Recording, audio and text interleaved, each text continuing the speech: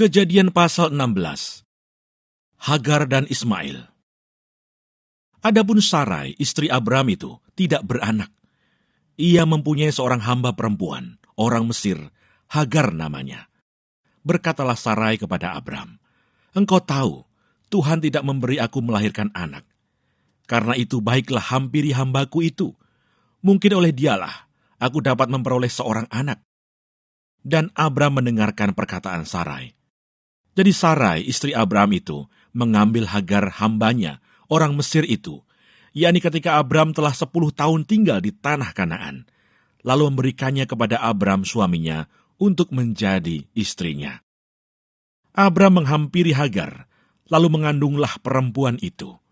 Ketika Hagar tahu bahwa ia mengandung, maka ia memandang rendah akan nyonyanya itu. Lalu berkatalah Sarai kepada Abram, "Penghinaan yang kuderita ini adalah tanggung jawabmu. Akulah yang memberikan hambaku ke pangkuanmu.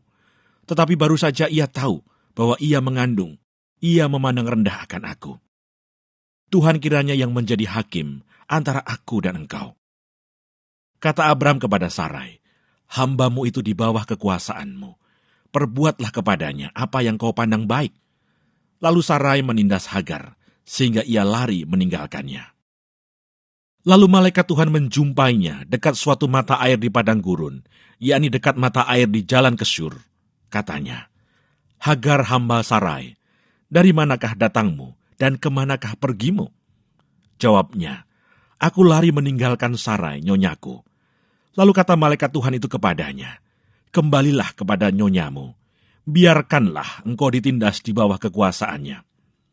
Lagi kata malaikat Tuhan itu kepadanya, "Aku akan membuat sangat banyak keturunanmu, sehingga tidak dapat dihitung karena banyaknya."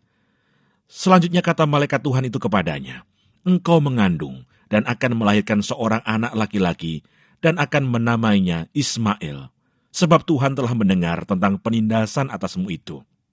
Seorang laki-laki yang lakunya seperti keledai liar, demikianlah nanti anak itu.